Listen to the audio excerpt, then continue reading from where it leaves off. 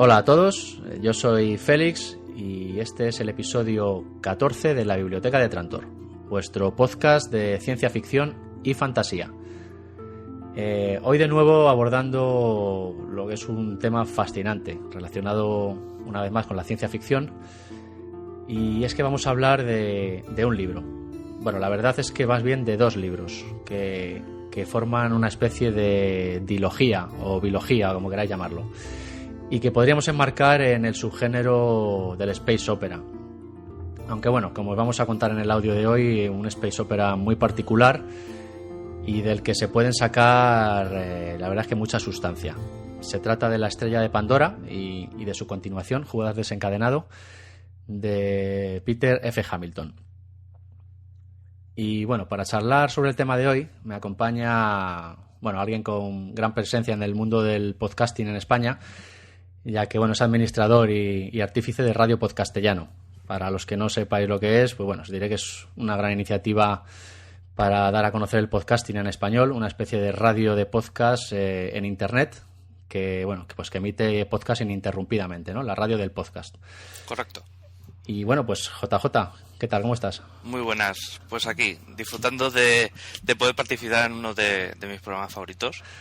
En este formato de vamos a hablar 2 horas de una cosa y vamos a destriparla.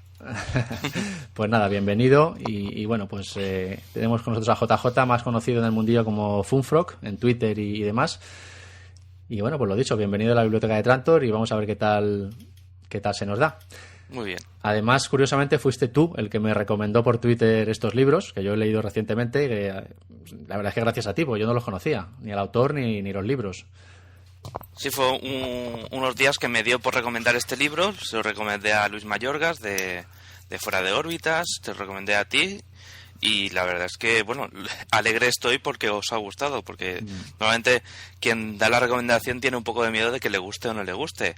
Pero veo que ha gustado y la verdad es que estoy muy contento de que guste. A mí me encantó, es un libro que me apasionó. Lo descubrí la primera parte de uno de los primeros libros de este autor y es quien me ha devuelto la confianza en la ciencia ficción.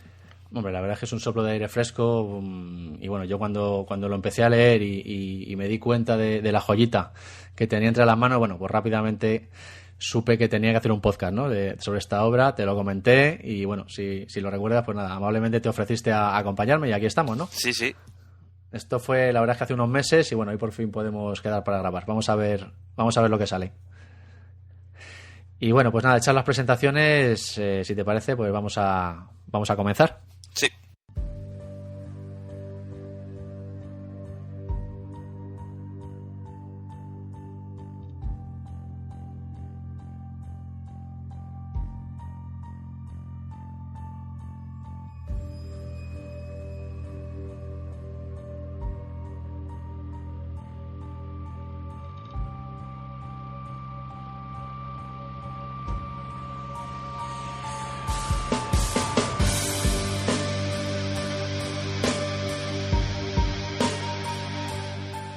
Bueno, vamos a hacer una pequeña biografía del autor. Sí, vamos a comenzar como solemos tener por costumbre por aquí, pues hablando un poquito del autor de la obra primero, ¿no? Que es Peter F. Hamilton, que es es escritor británico de ciencia ficción, la verdad es que con cierta predilección por el space opera, y que nació en Rutland, Inglaterra, el 2 de marzo de 1960. La verdad es que es un autor que ha vendido varios millones de copias de sus obras y que se ha convertido por méritos propios en el autor británico de ciencia ficción más vendido, ¿no? de los últimos tiempos. Este hombre, por lo que yo he podido investigar, no fue a la universidad y comenzó a escribir en 1987, vendiendo su primer cuento a la revista Fear en 1988. Su primera novela publicada fue Mindstar Rising en 1993. Y bueno, es un autor bastante desconocido para el público hispanoparlante, me parece a mí. Corrígeme si me equivoco, pero en español solo ha publicado hasta la fecha 3 obras, ¿no? Sí, que yo tengo conocimiento, las 3 obras que ha publicado son La caída del dragón en 2005 y Estrella de Pandora y Judas desencadenado en 2008 y 2009, aunque está previsto por Factoría de Ficción hacer la continuación la cuasi continuación de la saga de Pandora para en este año, que se dice que se va a publicar el siguiente libro. A lo mejor es un libro que se desarrolla en el mismo universo o es una continuación propiamente dicha. Es un libro que se desarrolla en el mismo universo, pero 1000 y pico años después. Ajá. Sí, porque La caída del dragón, que es la otra que está publicada en castellano, es también un space opera, por lo que tengo entendido. Yo no la he leído. Bastante hard, además, por lo que he investigado. No tanto. No, es muy space opera, incluso tiene tintes... Ahora lo comentaremos después. Uh-huh. Ahora lo comentaremos y introduciremos un poquito el libro, que es para mí uno de los libros que te puedes iniciar en este autor y que puedes saber sobre todo el estilo del autor. Uh-huh.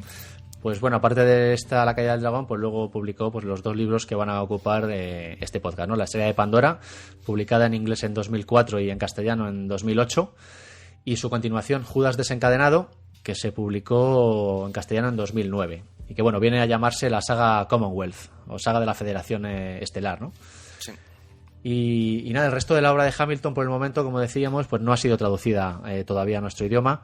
Y la verdad es que es una pena, ¿no? Porque tiene títulos que parecen interesantes y que pintan estupendamente, ¿no? Como otra space opera en forma de trilogía que se llama The Night's Down Trilogy y que nos narra, bueno, pues las aventuras y desventuras de un detective psíquico, un tal Greg Mandel.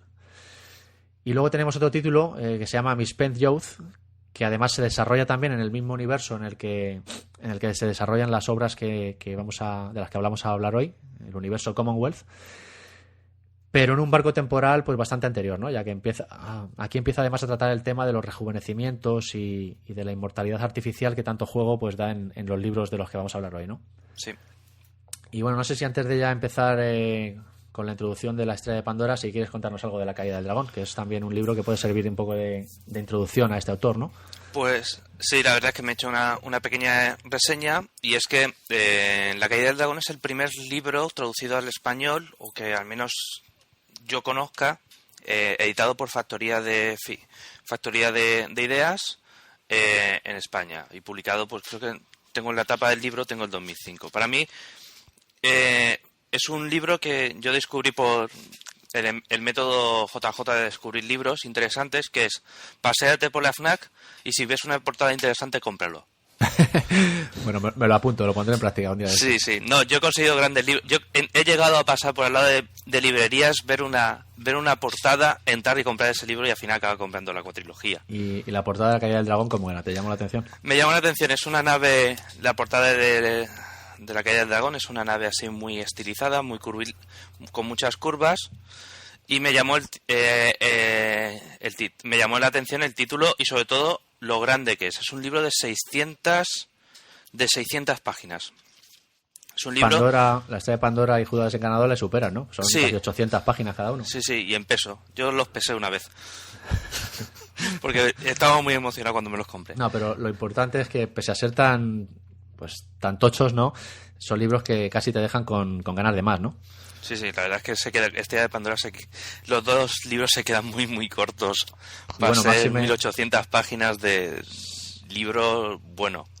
Además, la Estrella de Pandora termina con un cliffhanger en toda regla, ¿no? La Estrella de Pandora podemos comentar hasta el final del libro. Eso después lo comentaremos, pero es que se puede comentar y no pasa nada. Simplemente se encuentran cayendo. La verdad es que en tema de spoilers, bueno, trataremos de no desvelar nada realmente crucial, pero bueno, la verdad es que no hay que tener demasiado cuidado porque son cosas que no, si no estás leyendo el libro, no... Uh-huh. Trataremos de no desvelar cosas cruciales, pero que no es problemático, ¿no? El tema de los spoilers. No. Bueno, pues La caída del dragón empieza con la historia de un niño, de Lawrence Newton, que quería pilotar naves espaciales y explorar la galaxia, pero vive en una época equivocada. La edad de los vuelos estelares del hombre ha tocado su fin, por lo que se revela y huye en pos de su sueño. 20 años después es un sargento de un problemático pelotón que está invadiendo otro planeta, eufemismo para un acto de piratería de una de las grandes corporaciones del universo. Mientras que está luchando en tierra, Lawrence escucha la historia de un templo del dragón caído, el lugar sagrado de una secta que adora a una criatura mítica que cayó de los cielos hace milenios. Se dice que allí hay un tesoro de proporciones épicas que garantizará la felicidad eterna del hombre. Esta información le llevará a plantear una misión privada. Este es un muy buen libro para acercarse al autor, a Hamilton, y nos cuenta la historia de Lawrence Newton. Es un niño nacido en uno de los planetas habitados por los humanos. Su infancia transcurre, como ya hemos dicho, viendo series de naves espaciales, muy estilo nosotros que hemos visto Star Trek desde jóvenes y queremos estar viajando por allí. El problema es que, aunque existen las colonias espaciales, la raza humana no ha dominado completamente el viaje espacial, el cual resulta inmensamente caro y está en clara decadencia. Ya nunca han habido grandes naves espaciales y resulta siempre muy muy caro y no está al alcance de apenas nadie. Sigue la tónica que veremos en sus siguientes libros. Hamilton nos presenta la historia de diferentes puntos de vista muy alejados entre sí.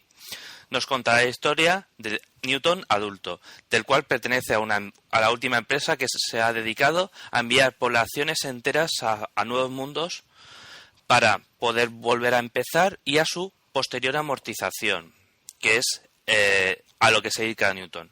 Dentro del ejército privado pues se dedican a amortizar los planetas. Newton pertenece a un sistema militar de dicha empresa y cada cierto tiempo va a esos planetas para recuperar material y bienes para las nuevas colonias, para amortizar las inversiones de la propia empresa. En otros términos, pertenecerá al ejército de invasión de Tal Spring, planeta donde transcurre el grueso de la historia. Paralelamente nos contará la historia de una de las células de resistencia contra la invasión, concretamente de una profesora de guardería, que lidera una de estas resistencias, apoyada por una tecnología altamente sofisticada y extraña. La historia de esta profesora es curiosa. Mientras nos cuenta cómo organiza la resistencia del ejército de invasión, el cual Newton pertenece, nos narrará una de las leyendas del mayor imperio galáctico que ha existido. Como vemos, Hamilton le encanta incluir historias paralelas, independientes, pero apasionantes. Utiliza el recurso del flashback continuamente para completar la historia de Hamilton, el cual explicaremos y explicarnos la situación de la raza humana, sus avances tecnológicos, etc. Estos flashbacks nunca rompen el ritmo de la narración, el cual irá increciendo. Un libro muy recomendable para empezar a seguir este nuevo genio de la ciencia ficción que para mí me ha devuelto la ilusión de leer ciencia ficción. La verdad es que yo del que hablo no lo he leído, pero ya en la Estrella de Pandora se ve pues este estilo, ¿no? de múltiples personajes, múltiples hilos que luego acaban confluyendo en una trama general, ¿no? Y bueno, la verdad es que lo consigue llevar muy bien, ¿no? Sí, para mí es un libro, pues, con el de la caída del dragón, tiene a veces unos momentos que... Bueno, es un libro que yo empecé a leerme, no me leí con mucho entusiasmo al principio, hasta la media mitad. Y a la media mitad fue apasionante el libro. El caso es que me dio para volver a leerme de nuevo el libro porque me había perdido muchas cosas. Uh-huh. Pero es un libro que empieza siempre desde muchos puntos de vista. Hamilton, su estilo es... Meto 5, 6, 7, 8 personajes. En Estrella de Pandora mete más de 40 personajes. Y dice, bueno, pues 40 personajes desde diferentes puntos de vista. Vamos a ver qué pasa. Y lo que va es rellenando todo el universo. Nos da un universo muy, muy rico. Ese es uno de los puntos clave que yo veo en la Estrella de Pandora y con lo que yo me quedo, ¿no? El universo que imagina, el nivel de detalle que te permite una inmersión total y además la sociedad futura que imagina, ¿no? Eso ahora hablaremos de ello porque es una de las cosas con las que yo me quedo de estos libros, ¿no? Sí.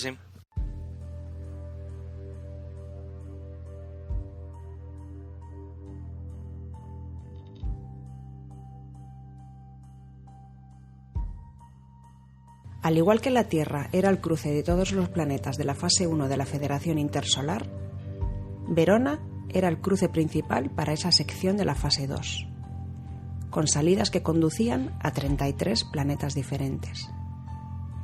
Era uno de los llamados 15 grandes, los planetas industriales establecidos a lo largo del borde de la fase 1, a unos 100 años luz de distancia del Sol.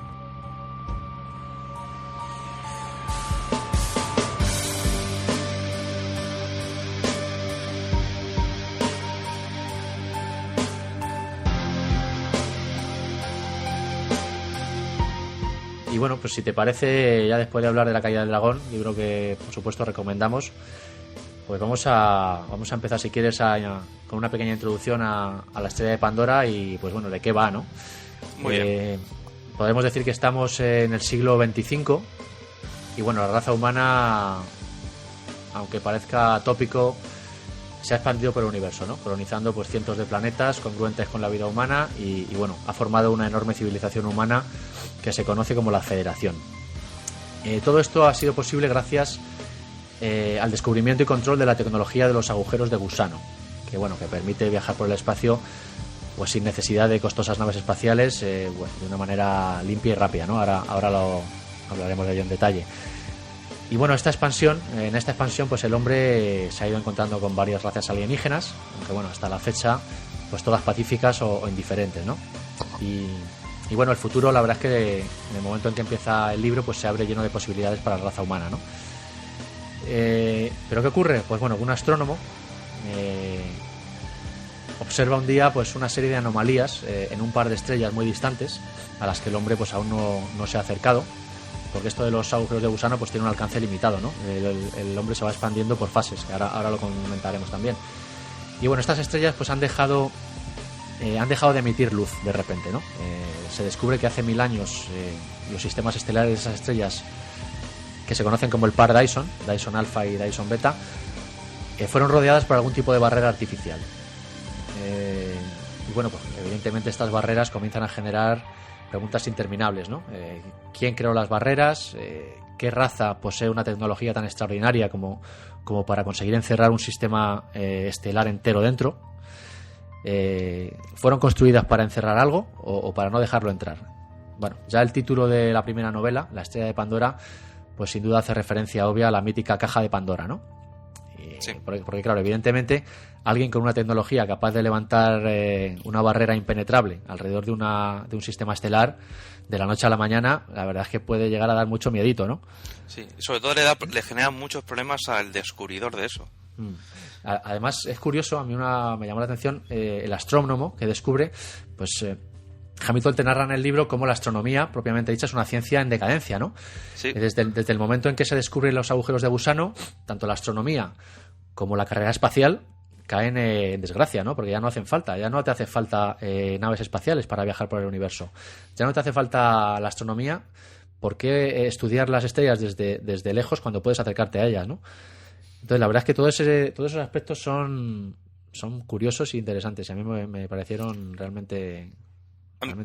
Sí, dime. A mí uno de los puntos que más me gusta es que suena muy fantástico, pero claro, el mundo que presenta Hamilton no es crédulo, no se cree cualquier cosa.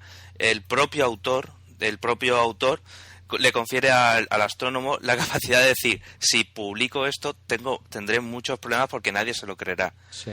Entonces hace el recurso de vamos a ir a otro planeta a ver si lo podemos grabar, me gasto todos mis ahorros en certificar esto para que todo el mundo lo vea, porque tuvo muchos problemas al principio de mostrar su descubrimiento por la causa de que de que la gente pasa de él. Sí, además viaja a un planeta lo más cercano posible a estas estrellas y desde ahí pues bueno, empieza a realizar las observaciones y tal hasta que consigue darlo a conocer, ¿no? Y aquí es donde se monta ya pues toda la trama principal de la novela, que es esta incógnita, ¿no? de las barreras de Dyson Alpha y bueno, pues todo, porque luego al final se acaba montando una expedición para ir a ver qué está pasando allí, ¿no? Que es la trama principal, a la que luego se van uniendo una serie de subtramas paralelas con todos los personajes que habíamos mencionado, ¿no? Sí, sí.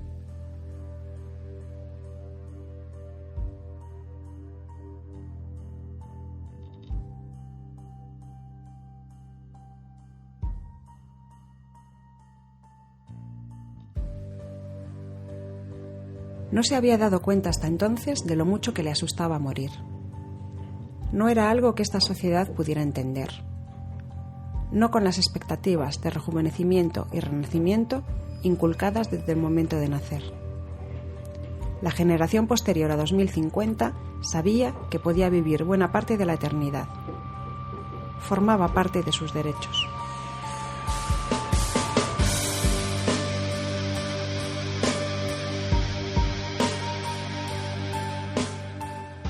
Y bueno, ¿cómo podríamos catalogar esta obra, ¿no? Yo sin duda y en primer lugar la tildaría de space opera. Ciertamente una de las mejores space operas que yo me he echado a la cara en los últimos tiempos. Pero también podemos hablar de novela negra, ¿no? Novela policíaca. Sí, tiene. Lo bueno que tiene para mí Hamilton es que te lo da todo. O sea, tienes policías, tienes política, tienes industria, tienes espionaje, tienes guerra, tienes paz, tienes intriga. La verdad es que te lo da todo. Tiene fantasía. Es un libro que utiliza la mayor parte de los géneros que se pueda meter dentro de la ciencia ficción, que tenga cabida, convirtiéndolos en subgéneros. O sea, la ciencia ficción es lo que le envuelve todo. Te presenta un mundo rico, te presenta un mundo donde cada planeta es diferente, aunque hay un sistema político por encima, cada planeta tiene su propia personalidad, donde los personajes son muy dispares.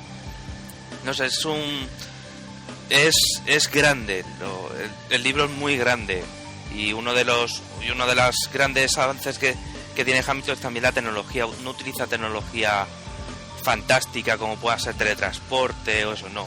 Se va... Sí, todo trata de estar perfectamente explicado, ¿no? Y que resulte creíble. Sí. Y bueno, la verdad es que el libro y la sociedad futura que Hamilton imagina pues gira alrededor de dos grandes tecnologías o descubrimientos tecnológicos, ¿no? Por un lado, me gustaría además comentarlos porque son casi los pilares fundamentales en los que se basa la novela, ¿no? Por un lado, los que ya hemos mencionado, la tecnología de los agujeros de gusano, que bueno, se descubren en el siglo XXI, y a partir de ahí pues bueno, es cuando la raza humana comienza a expandirse por el universo, ¿no? Y es una expansión, como decía, que no está hecha de la manera habitual, ¿no? Navegando por el espacio, sino que realmente se hace en tren, ¿no? Sí. Y no es que señores oyentes, no he bebido todavía, me explico, lo del tren es que Hamilton presenta los trenes como el avance en los viajes espaciales. Cuando sitúas un agujero negro dentro de un planeta, en una estación, un agujero de gusano en una estación de tren, y pones su salida en otro planeta, solo tienes que pasar un carril de un sitio a otro para viajar de un planeta a otro.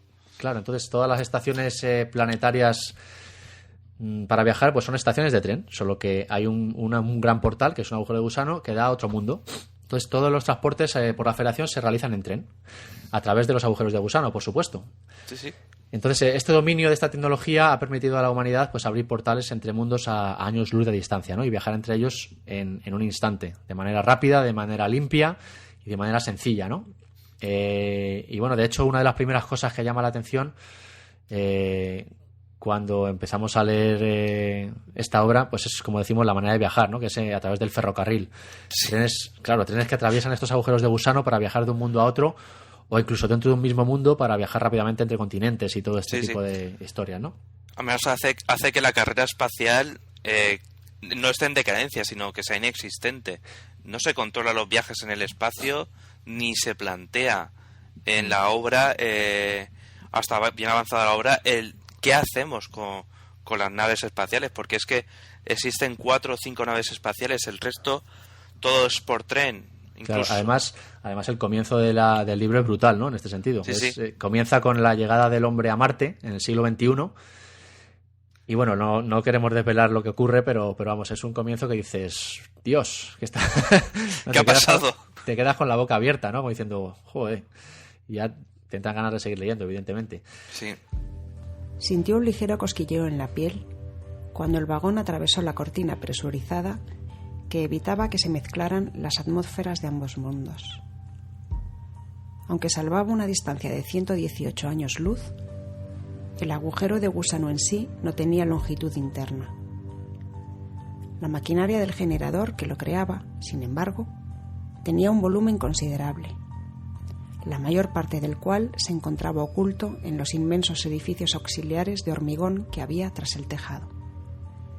Dada la velocidad a la que viajaba el tren, todo pasó como un fogonazo de un segundo.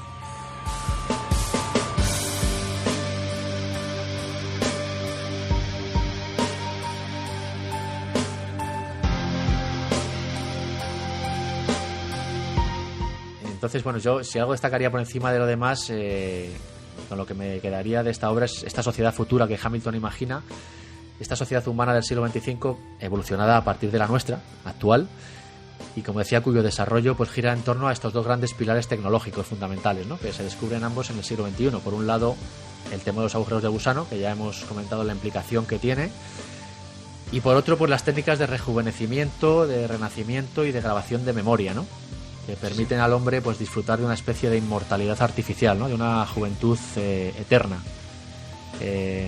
vivir siglos, ¿no? Esto, por supuesto, pues causa un gran impacto en la sociedad y produce unos cambios muy profundos, ¿no?, que quedan muy patentes y la verdad es que muy bien reflejados por parte de Hamilton, ¿no?, muy realistas y muy creíbles, y eso todos los puntos fuertes con los que yo me quedo, ¿no?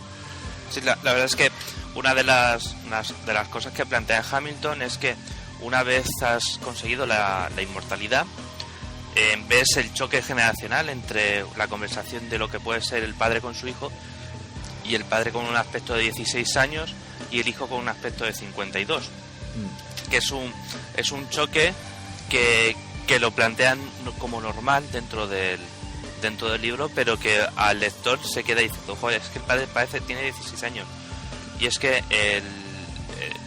la sociedad humana ha conseguido rejuvenecerse, lo que es tirarse 2 años dentro de unos tanques, una especie de tanques donde te rejuveneces completamente. Entonces llegas a los 16 años. Incluso plantea qué pasaría cuando tienes 16 años. Pues da una cosa de técnica bastante realista, en cuanto que están vuelves a nacer con muchas ganas, con mucho líbido. Entonces hay lugares donde la gente que está recién rejuvenecida se queda para mantener relaciones sexuales, porque están muy, no sé, tienen la vitalidad de un crío de 16 años. Sí, vamos a explicarlo un poco con detalle para los que no han leído el libro. Estamos en una sociedad en la que las personas viven siglos, ¿no?, como decimos, son casi inmortales y bueno, esto supone unos grandes cambios en la sociedad, ¿no?, como la entendemos hoy día. Para empezar, pues en los matrimonios, en la forma de afrontar el trabajo, la familia y tantas otras cosas, ¿no?, que influyen en la forma de afrontar la vida. El matrimonio la gente ya sabe que el matrimonio dura unos ciertos años, no dura para siempre. Claro, es un matrimonio casi por contrato, ¿no?, casi establecido. Sí. Y evidentemente, si ya en una vida nos resulta difícil pasar 40 o 50 años con una misma persona, ¿no?, pues tú imagínate si tienes una vida de siglos, ¿no? Pues evidentemente pues esto está mucho más planificado. La forma de afrontar la vida es totalmente distinta, ¿no? Es una especie de evolución de la sociedad que causan estos adelantos técnicos, ¿no? La perspectiva de afrontar las cosas es como a muy largo plazo, ¿no? Empieza a tomarse en serio el afrontar todo a mucho más largo plazo. Y la verdad es que explorar todos estos efectos sociales, ¿no?, que produce la eliminación de la muerte gracias a la tecnología, es otro de los puntos que a mí me ha llamado más la atención de esta obra, ¿no? Lo increíble de todo es que permite que en la humanidad conviva, como tú decías, gente que se encuentra en su primera vida, en su segunda vida, en su tercera vida o incluso más, ¿no? Sí. Hay personajes en el libro que llevan viviendo desde el siglo XXI, ¿no? Sí, uno de los... Bueno, te puedes encontrar gente con cuarta o quinta vida, incluso te puedes encontrar gente que ha decidido no vivir. Sí, bueno, sí, claro, luego hay gente que ya se cansa de vivir y bueno, pasa a formar parte de la IS, ¿no?, de una especie de inteligencia artificial global que hay en un sistema informático, ¿no? Sí, la verdad es que tiene muchos puntos. Si nos tiramos por un lado, encontramos algo grande, si vamos por el otro, siempre encontramos algo. Y te encuentras una de las cosas que te chocas en el libro es, por ejemplo, encontrar matrimonios de gente de la primera vida gente de su primera vida con gente de su tercera vida. Y gente que se unen así y dices, hostia, es que ves como la persona de la primera vida es más efusiva, más rebelde, y la de la tercera vida ya es más, bueno, vamos a ir tranquilos, que no hace falta esto, queda mucho tiempo. Claro, además se ve en el libro muy bien cómo a la gente que está en su primera vida pues se los trata como hoy día trataríamos a los veinteañeros, ¿no? Que son jóvenes, ¿no? Entonces, muchas expresiones que aparecen en el libro, no, está en su primera vida todavía, como diciendo, este es tan alocado y es tan cabeza loca porque está en su primera vida, ¿no? Es curioso, la verdad. El tema de los matrimonios, como decíamos, contratos matrimoniales en toda regla, perfectamente planificados, y bueno, se planifica incluso el número de hijos que se quiere tener. Sí. Por supuesto, de forma natural ya casi ninguna mujer tiene hijos, ¿no? Es todo de forma artificial. El trabajo también llama mucho la atención, ¿no? La gente trabaja una vida entera para pagarse otra vida sabática, ¿no? Una especie de pensión de descanso, como lo llaman. Sí, una de las cosas que, por ejemplo, todo el sistema político dentro de esto es muy liberal en cuanto a que no hay poco Estado, entonces cada persona tiene que pagarse su propio seguro de rejuvenecimiento. Entonces hay incluso planetas, Hamilton nos presenta un planeta súper industrializado donde encuentras medio continente con mucha industria y la gente llega allí para trabajar toda una vida para poder conseguir suficiente dinero para vivir otra tranquilo en otro planeta, porque después...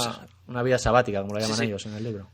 Después hay otros planetas donde puedes estar tranquilo, no hay tanta industria, puede ser muy residencia de Estados Unidos, así casitas desperdigadas. Entonces, pues puedes elegir lo que tú quieras, puedes ir a ese planeta y vivir a tope destrozándote para poder vivir varios años, poderte pagar el seguro, puedes tener, yo qué sé, la capacidad de hacer lo que quieras en ese sentido. Pero aquí también se plantea otro tema, ¿no? Que es curioso. Y es que se produce también una gran fractura social, vamos, como nunca antes se ha visto, porque hay gente que no puede pagarse estos rejuvenecimientos, ¿no? Hay gente muy desfavorecida en determinados mundos que no tiene el poder económico suficiente para costearse estos rejuvenecimientos o renacimientos o lo que quieran, ¿no? Entonces, ahí sí que podríamos ver una gran diferencia social, ¿no? Gente que puede vivir varias vidas y gente que no.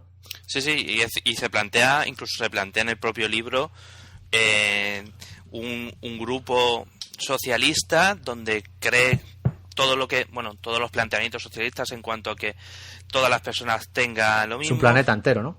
Sí.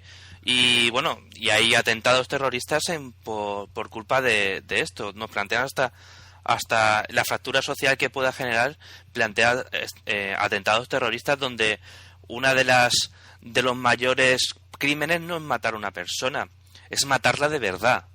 Claro, es que estamos en una sociedad en la que la muerte real pues prácticamente no se lleva, ¿no? No están acostumbrados a una muerte real, porque incluso cuando alguien muere, pues normalmente hay una técnica con células, o sea, con microchips implantados en el cerebro que graban tus recuerdos, se clona el cuerpo y se vuelven a implantar esos recuerdos, ¿no? Entonces, normalmente cuando alguien muere, pues no es una muerte real, como mucho a lo mejor estás 10 o 15 años fuera de la circulación, pero luego vuelves a renacer, ¿no? Entonces, una muerte real para siempre, pues es algo grotesco, ¿no? Para esta sociedad que no está acostumbrada a ello. Sí, puedes encontrar. Hay gente que se va, decide no vivir, pero se va dentro del sistema de la IA. Pero la muerte directa no es algo que la gente acabe de comprender, no lo ven incluso, y le echan en cara a gente el que haya eso, muertes directas, porque no lo comprenden, no asumen que pueda haber eso cuando hay tanta estabilidad, no hay problemas realmente. Es un país que sí, pues es un mundo donde sí, la gente le cuesta avanzar, pero no hay guerras, no te plantean guerras, no hay ejército, hay policía, pero la policía de la Commonwealth pues está muy infravalorada, la ven como, bueno, pues es que tampoco hay mucho crimen, y los crímenes que hay pues son bastante difíciles de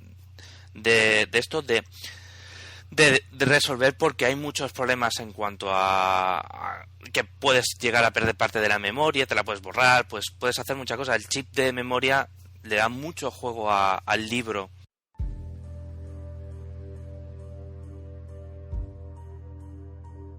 En el acelerado modelo de economía capitalista que seguía Belaines, no todo el mundo podía enriquecerse lo suficiente como para disfrutar de múltiples rejuvenecimientos, y las zonas en las que vivían reflejaban su estado financiero. Allí era donde se instalaba la verdadera podredumbre, la desesperación y los callejones sin salida, donde se desperdiciaban las vidas humanas y se sacrificaban en el altar del dios de la economía. Era escandaloso que en aquellos tiempos pasara algo así.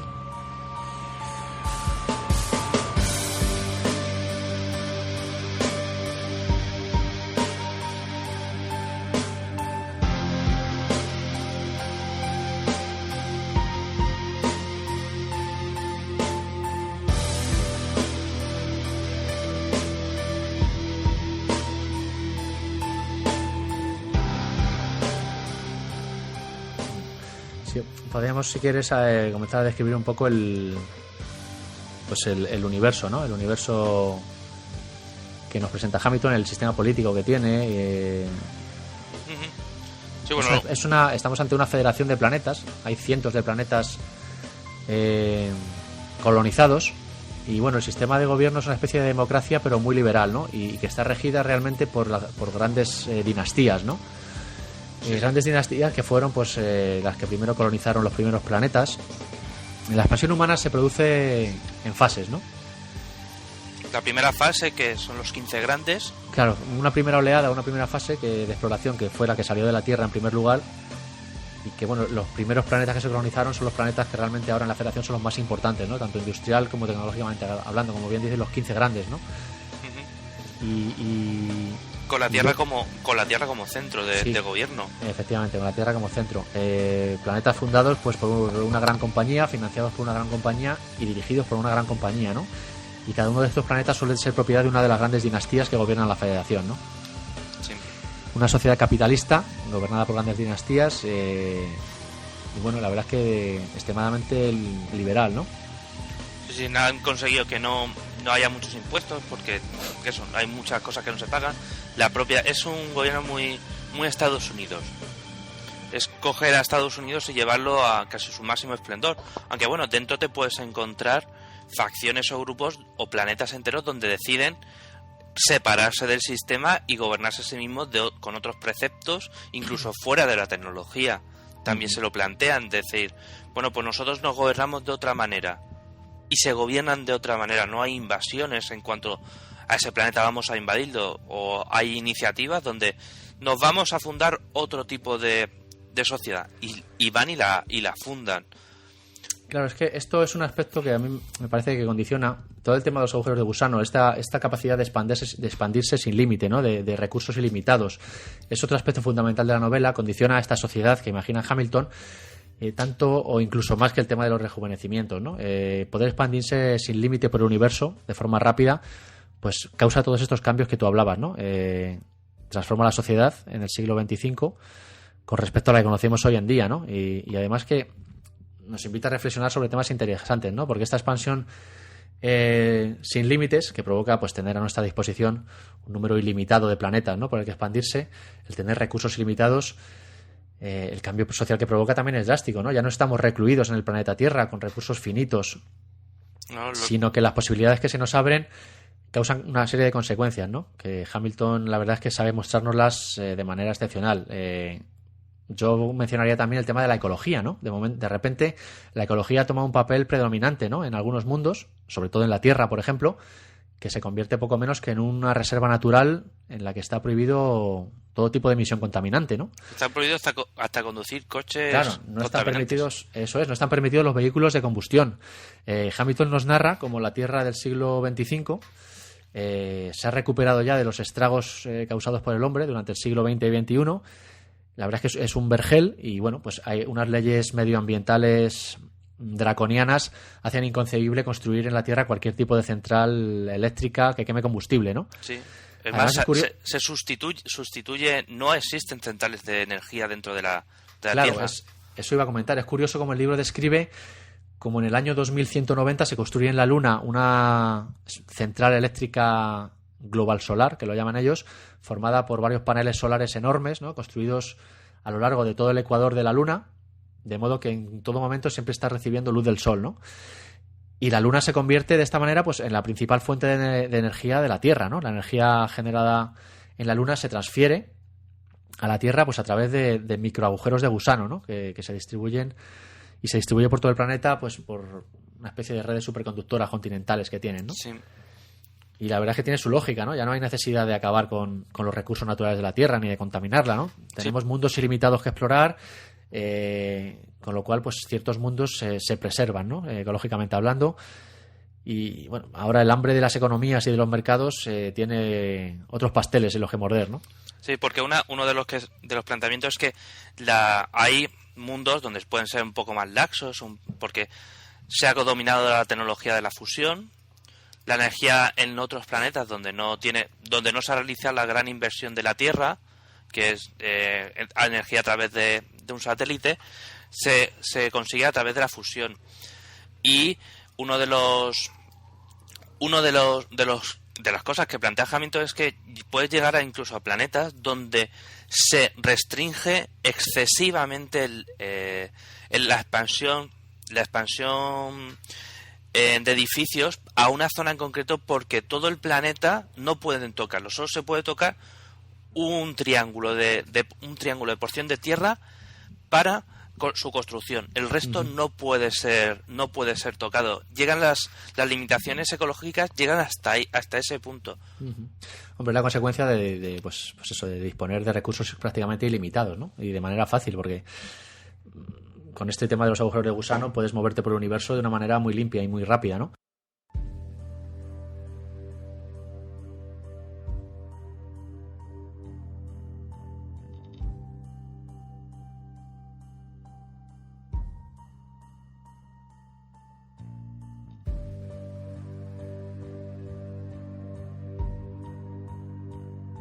Eso es algo que envidiamos todos los mayores de 100 años.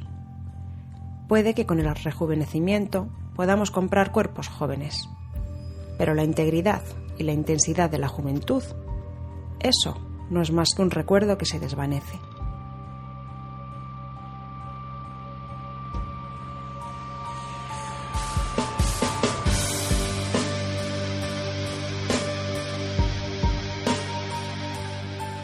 Y otra consecuencia, como tú decías antes, es la ausencia de guerras, ¿no? Lo que ocurrió más o menos es que tras la apertura de los primeros mundos nuevos, pues bueno, las aspiraciones militares poco a poco fueron decayendo, ¿no? A medida que la población de la Tierra pues se marchaba, ¿no? Para encontrar entre las estrellas otro tipo de libertad, otro tipo de vida. Las guerras, los señores de la guerra, los fanatismos poco a poco fueron disminuyendo hasta que se crea la Federación. Y bueno, los viejos ejércitos casi van muriendo, ¿no? Mientras se continúa la inexorable expansión del universo, encontrando mundos pues congruentes con la vida humana, ¿no? Ya no hay países, sino que bueno, la sociedad humana es una federación, cada mundo tiene su gobierno propio, pero todos los mundos pues forman parte de esta federación. Bueno, hay mundos independientes también, pero vamos, en general. Y bueno, aunque los seres humanos pues ya sabes cómo somos, ¿no? Incorregibles, y bueno, sigue habiendo luchas de poder, sigue habiendo intereses económicos, ejércitos como tales, la verdad es que han desaparecido. Y si lo pensamos bien, en un futuro así no hay necesidad, ¿no? Los mundos a nuestra disposición son limitados, los recursos son ilimitados, hay trozo del pastel para todos, ¿no? Hay lo que se llama una civilización de tipo 2. Aquella que ha conseguido dominar un sistema solar y se ha expandido. Es básicamente la civilización que nos plantea Hamilton. Aunque bueno, yo la verdad es que está bien, pero también tengo mis dudas, ¿no? De que eso sea del todo creíble, ¿no? Porque es quizá un poco demasiado idealista, ¿no? Ya la historia ha demostrado cómo somos los seres humanos, ¿no? Y lo violentos que somos, y bueno, el tema de la desaparición de los ejércitos queda muy bien, pero en cierto modo chirría un poquito, ¿no? ¿No crees? Sí, hombre, hay una cosa que se plantea en otros sitios también, porque esta idea no solo la tiene Hamilton, y es que el mundo, la raza humana siempre va a estar en conflicto entre ellos. Y no puedes convivir con otra persona que piensa diferente o que tiene una cultura muy diferente. Entonces lo que Hamilton plantea, y mucha otra gente plantea, es que si tú unes a poblaciones con el mismo pensamiento y las aíslas de otras que tienen otros pensamientos diferentes, la guerra entre ellos no se va a producir, porque al estar separados no tienes posibilidad real de haber un enfrentamiento, no hay un territorio de enfrentamiento entre los dos. Entonces, por ejemplo, imaginemos que cada país de la Tierra es un es un planeta. Si yo, por ejemplo, todos los españoles nos vamos a un planeta, no tendremos un conflicto, por ejemplo, con los franceses. Además, máxime cuando son planetas que están a años luz de distancia uno de otro, ¿no? Sí, El único nexo de unión son los agujeros de gusano, ¿no? Que te permiten viajar de uno a otro de manera instantánea. Pero sin ellos estarían completamente aislados, ¿no? Y los agujeros de gusano, no lo hemos dicho, pero es controlado por una sola empresa, la cual tiene el control de cerrar fronteras y de hecho lo hace en cualquier momento. Si ve amenazado, puede encerrar fronteras.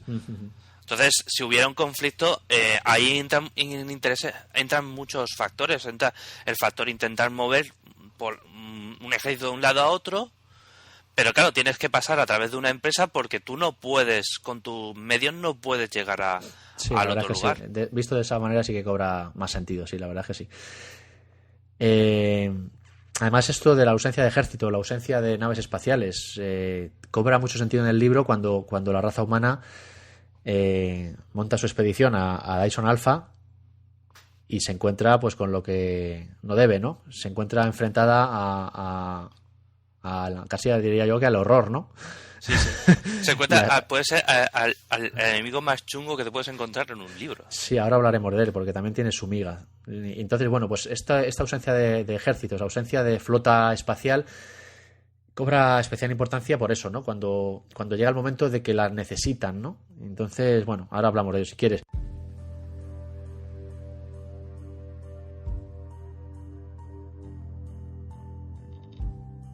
Más que cualquier otra cosa, el símbolo de la sociedad de la Federación eran los trenes.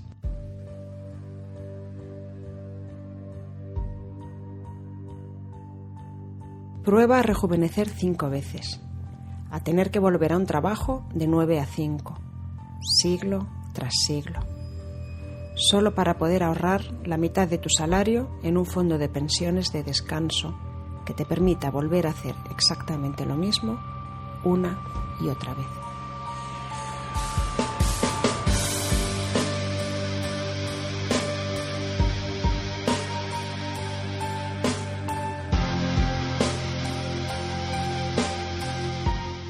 A mí una cosa que me llama mucho la atención también pues es el universo que Hamilton construye, ¿no? Que es un universo muy muy coherente, muy lógico, tomando algunas premisas clásicas de la ciencia ficción, pero también construyendo las suyas propias, ¿no? Sí. A esta verosimilitud la verdad es que ayuda mucho el increíble número de detalles que aporta a todo, ¿no? El autor, con muchas descripciones de los mundos humanos por los que se va desarrollando la acción, de la sociedad. Pero bueno, aunque a algunos seguramente les puede llegar a resultar tedioso, a mí la verdad es que no me ha pasado, ¿no? Es una especie de Tolkien en ese sentido, Sí, pero mucho menos denso, ¿no? Mucho menos pesado, ¿no? Sí, yo he de reconocer que solo ha habido una parte solo del libro, que es al principio, que llegué a saltarme 3 páginas porque ya no podía más de la descripción de cómo volaban de un sitio a otro. Pero para mí es la única parte que dije, no puedo más. Estoy viendo cómo describe hasta el milímetro, pero el resto, todo lo que da es información valiosa. No se recrea tanto en la planta que está y que brota. No. Te da una visión general del mundo y después vas a describir partes concretas para mejorar tu visión sobre él. No llega hasta tal punto. Uno de los... Bueno, podemos comentar que hay dentro de Dyson. Bueno, de la esfera de Dyson. Bueno, lo que pasa es que haremos Sí, un poco de spoiler, ¿no? Bueno, ahora lo dejamos para un poquito más adelante, cuando hablemos ya de lo que hay dentro y demás. Y bueno, hablando de los mundos, tener a su disposición este sinfín de mundos que crear, ¿no? Y que construir, yo creo que le permite dejar volar mucho su imaginación, describir cada mundo y cada sociedad al detalle, como bien decías, y además cada mundo de los que describe es único, ¿no? Con sus características y peculiaridades diferenciadoras, pero a su vez con numerosos puntos de unión, ¿no? Con el resto de mundos de la Federación, multinacionales presentes en todos ellos, cadenas de tiendas, de todo este tipo de cosas, ¿no? Una especie de globalización, pero a nivel interplanetario, ¿no? Sí. Y de esta forma, pues Hamilton va construyendo, hilando un futuro totalmente, que a mí me parece muy coherente, muy creíble y lleno de detalles, ¿no? También hay razas alienígenas, como hemos dicho, que la humanidad se ha ido encontrando en su expansión, y hasta el comienzo de la historia pues son todas amistosas y bueno, cuyos mundos y sociedades también Hamilton describe y construye, pues dotándolas de una extraordinaria verosimilitud, ¿no? dentro de su rareza. Me gustaría destacar la gran imaginación de la que Hamilton hace gala en idear las sociedades propiamente dichas, ¿no? de todos los mundos, ¿no? Se inventan numerosos planetas colonizados, cada uno de ellos pues diferente del anterior, con costumbres distintas, economías, políticas. El nivel de detalle con el que los describe, pues como tú bien decías, más que ser una losa, consigue enriquecer en gran medida el universo que Hamilton inventa, ¿no? Y consigue crear una inmersión total, ¿no? en el lector, en todos estos mundos y en todas estas sociedades. Sí. Sí, dime. No, que hasta ese punto es muy, muy grande, como hemos comentado. Es uno de los puntos fuertes también que tiene, sí. Sí. Y bueno, una cosa que se nos ha pasado un poco es el tema de, cuando hablamos de los rejuvenecimientos, el tema de la familia. A mí me llama mucho la atención, pues como tú bien decías, que llegan a... Claro, la gente no muere, ¿no? O vive siglos y hay familias que se convierten en verdaderas dinastías de generaciones y generaciones y se pueden juntar pues un nieto con su tataranieto, ¿no? Sí. La verdad es que uno de los se crea hay dentro uno de los personajes más importantes. Al final acaba sectorizando a su familia pues según su generación. Nigel Sheldon, ¿te refieres a Nigel Sheldon? Sí, a Sheldon. En cuanto, ¿por qué le doy poder a los de tercera y no a los de cuarta? O a los de quinta. Hombre, además, cuanta más antigua seas, o sea, cuanto más seas de una generación más antigua, más poder tienes, ¿no? dentro de la dinastía. Nigel Sheldon es uno de los que inventa la tecnología de los agujeros de gusano y es el propietario pues de la empresa que controla todo este tema, ¿no? Evidentemente es inmensamente rico y tiene una dinastía muy poderosa en la Federación, ¿no? Tiene un planeta para él solo. Efectivamente, y como tú bien dices, pues es un tío que tiene hijos a tutiplén, ¿no? Lleva 400 años viviendo en el mundo desde el siglo XXI y claro, tiene descendientes ya de 14 y 15 generación, ¿no? No sé qué, una burrada, sí. ¿no? Yo creo que llega hasta 9 generaciones, pero limitando, por ejemplo, el acceso a los de 5 y a los de 6 dándole otras cosas. Claro, entonces los que sectoriza así. Claro, los que son descendientes suyos de primera, segunda y tercera generación, pues digamos que tienen cotas de poder dentro de su empresa y de su dinastía mucho más altas, ¿no? Luego, a medida que vas aumentando la generación, gente más joven, pues van teniendo menos poder, ¿no? Y menos influencia. Bueno, y ya no solo la dinastía de este hombre, otras dinastías poderosas, ¿no? de la Federación, pues tienen un funcionamiento similar. Sí. Una de las dinastías que nos presenta dentro del libro, a ver si recupero el nombre. ¿Los Burnelli puede ser? Sí, los Burnellis, que tienen mucha esa, que son unos supervivientes natos, y nos presenta dentro de una de sus dinastías como el padre, por ejemplo, tiene aparentemente menos edad que la hija. Claro, porque te puedes encontrar en situaciones de que el padre se acaba de someter a un rejuvenecimiento y tiene una apariencia física de 20 años. Sí, la hija en ese momento se encuentra en una edad real, o sea, una apariencia física de 50. Entonces, se pueden dar ese tipo de casos muy curiosos, ¿no? Que es lo que produce todo este tema de los rejuvenecimientos y demás. La verdad es que es curioso. Una pequeña peguilla que yo le veo a esto es que Hamilton no profundiza demasiado en el tema ético de todo esto, ¿no? En la moralidad y en la ética de todo este tema, ¿no? Creo que la plantea en su primer libro. En el libro donde nace esta tecnología para él, que es uno de sus primeros libros, sí que presenta las cuestiones éticas y morales sobre esta tecnología. Aquí la tiene como asentada, todo el mundo la da por hecho. Sí. Y tú la das por hecho también porque está dentro del propio libro. No, la verdad es que es curioso. Está muy, además, aparte de ser curioso, está muy muy bien descrito y muy bien explicado en los libros. Te das cuenta de cómo es esta sociedad, ¿no? Está muy bien llevado todo. Otra consecuencia de esto que yo te quería comentar también, Sí. del tema de la inmortalidad artificial, y que a mí me ha llamado mucho la atención, es el tema de la religión. Si te das cuenta, y corrígeme si me equivoco, en la sociedad que presenta Hamilton hay una ausencia total de religión. Yo no recuerdo ningún pasaje en el que se hable de religión. No, yo tampoco. Entonces, bueno, básicamente yo la explicación que le doy es porque ya no tiene sentido, ¿no? No parece hacer falta la inmortalidad que ha conseguido el ser humano mediante la tecnología. se fuma de un plumazo siglos y siglos de integrismo espiritual, ¿no? Que ha dominado al hombre desde el inicio de los tiempos. Es más, la religión es sustituida por otro tipo de fanatismo. Sigue existiendo fanatismo, pero es sustituida por otras cosas. Están en Tierra Lejana, por ejemplo, sí que hay no un culto, pero sí que unos humanos que tienen unas ideas muy claras. Ya, pero ¿sabes qué pasa en Tierra Lejana? Que ahí no hay, la mayoría de la gente no tiene acceso a rejuvenecimientos. Sí, allí, por ejemplo, es eso, donde no hay rejuvenecimiento, claro, existe otra cosa. Ellos viven más por la guerra, ellos sí que son guerreros, es que no presentan una sociedad muy guerrera. Es que los oyentes que no nos hayan que no se han leído el libro no saben por dónde van los tiros. Tierra Lejana es un planeta de la fase 3, de los más alejados ya de la Tierra, y que bueno, es uno de los argumentos centrales de la novela, ¿no? Lo que ocurre en Tierra Lejana y demás.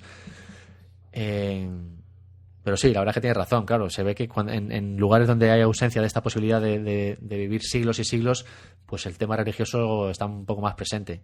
Uh-huh. Pero yo me refería, pues eso, que a comentar este tema, ¿no? Que es curioso, que cuando el miedo a la muerte ya no existe, ya no está, porque no vas a morir, por lo menos en muchísimo tiempo, pues se produce este curioso fenómeno, ¿no? Personalmente, mi opinión personal, a mí me parece que las religiones son fruto de la debilidad humana, ¿no? De saber lo insignificantes y efímeros que somos y del miedo que tenemos a la muerte, ¿no? De la necesidad que tenemos de pensar que hay algo más, ¿no? Que la fiesta no termina tan pronto, ¿no? Sí. Pero claro, ¿qué pasa cuando prácticamente eliminamos la muerte? ¿Qué sentido tiene ya la religión, no? Y a mí me parece que Hamilton contesta esa pregunta de manera muy simple pero muy efectiva, ¿no? No hay prácticamente religión en la sociedad que él imagina, ¿no? En el siglo XXV. Sencillamente porque no hay muerte.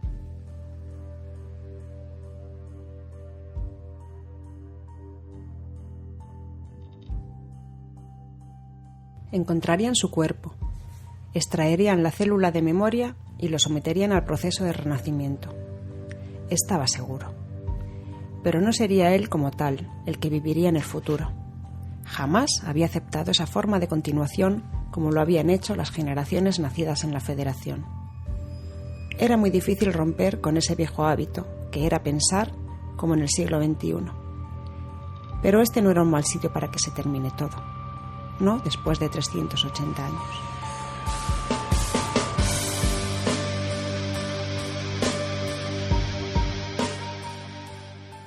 Yo quisiera comentar también otro de los grandes avances que mete Hamilton, que nos hemos hablado, que es de los tatuajes CO. Sí, claro, eso tenemos que hablarlo también, que es importante. Sí, los tatuajes CO que se conectan con el propio módulo de memoria, que es el que hace que recuerde. El módulo de memoria lo que hace es guardar todos los instantes de tu vida, que es lo que te permite, si por ejemplo mueres, te puedan reconstruir. Pues los tatuajes CO es tatuajes en sí mismo que se conectan a ese sistema y que te confieren no poderes, pero sí mejoras intelectuales, mejoras de otro tipo, conexión a la unisfera, que es el internet de Hamilton. Sí, es una especie de evolución del internet que tenemos hoy en día, pero extendido pues a nivel de todos los planetas, ¿no? La unisfera, tienes la unisfera local de cada mundo, que luego está unida con el resto de mundos a través de micro agujeros de gusano, ¿no? Que se conectan de un mundo a otro. Y la verdad es que este tema de los tatuajes CO sí que es curioso, ¿no? Porque es una especie, yo lo veo como una especie de evolución también de los smartphones actuales que nosotros tenemos, ¿no? En la mano. Sí. Los iPhone, los Android, todos estos smartphones que nos permiten estar conectados en todo momento. Pues Hamilton imagina esto, pero llevado ya pues a la máxima expresión, ¿no? Son implantes que tenemos dentro de nuestro cuerpo en forma de una especie de tatuajes que nos permiten estar conectados en todo momento y de manera integrada, ¿no? Tienen una visión virtual donde pueden ver en su propia visión pues todos los datos que van apareciendo. Tienen un mayordomo electrónico, ¿no? Que es una especie de ordenador de a bordo, ¿no? Que le va ayudando. Sí, o sea, la verdad que es una especie de internet y las conexiones de smartphone que tenemos hoy en día, pero evolucionadas hasta el límite, ¿no? Sí, la visión de la visión de la información en tu propia retina, que es como se presenta, también la da en La caída del dragón. Él presenta esa tecnología, ya la presentó en La caída del dragón, en cuanto que y es lógica. ¿Dónde vas a ver? Y bueno, hay desarrollo sobre eso. ¿Dónde vas a ver la información? Pues tú ves con tus ojos, y sobre tus ojos se superpone información que tú, mediante el pensamiento, preguntas, consultas. Pues yo qué sé, quiero saber información sobre este edificio. Como lo estoy mirando, pues se rebordea y te da información sobre ese edificio. Incluso te puedes conectar, puedes incluso chatear con otra persona de una especie de realidad aumentada, ¿no? Que estamos viviendo hoy en día en nuestros teléfonos, pero llevada también, como bien dices, al límite, ¿no? Sí, la verdad es que es una tecnología que se está investigando sobre ella, que está... No, sí, la verdad es que es perfectamente creíble. Hombre, hoy día no, evidentemente, pero de aquí a 100, 200, 300 años, pues evidentemente, quién sabe, ¿no? Al ritmo que va esto, pues este tipo de implantes se podrían dar. Sí, la verdad es que en esa parte a mí es una tecnología que me apasionó, en cuanto a que tú puedes llegar a hablar con cualquier persona o conectarte a internet permanentemente gracias a la información que te dan, no por un terminal, sino porque tú eres el terminal. Además, luego hay una variedad de implantes muy amplia, ¿no? Aparte de estos implantes, pues tienes implantes de retina, por ejemplo, que te permiten hacer zoom con tus propios ojos, ¿no? Sale muchas veces en el libro. Implantes de muchos tipos, ¿no? Y luego hay gente que lleva implantes armamentísticos, ¿no? Que tienen una capacidad bélica alucinante con implantes que llevan en su propio cuerpo, ¿no? Sí, tu propio cuerpo acaba muy, muy modificado. Bueno, no hemos comentado, pero una de las posibilidades que tienes dentro del mundo de Hamilton es que, como tienes acceso a la modificación celular, hay gente que se cambia la cara. Mira, ese aspecto se me había olvidado a mí y me alegro que lo menciones porque también es interesante, sí. Además hay uno de los personajes que aparece en el libro que es un personaje buscado por la policía, ¿no? Es un prófugo y tiene que estar constantemente huyendo, ¿no? Y cada X tiempo pues se somete a uno de estos tratamientos de... ¿Cómo lo has llamado? ¿Cómo se llamaba? Creo que, bueno, es modificación celular. Sí, de modificación celular que te transforma el rostro, ¿no? A otro rostro totalmente distinto.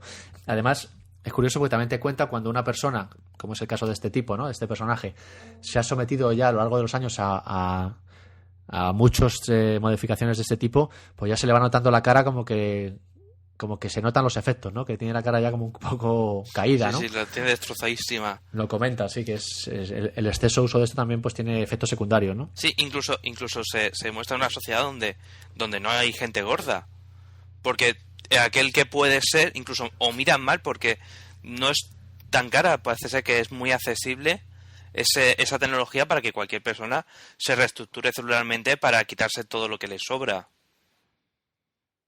Bueno, podemos hablar de las técnicas de liposucción llevadas al extremo, ¿no? Llevadas al extremo, o sea, no hay gente gorda, eso se lo han quitado ya.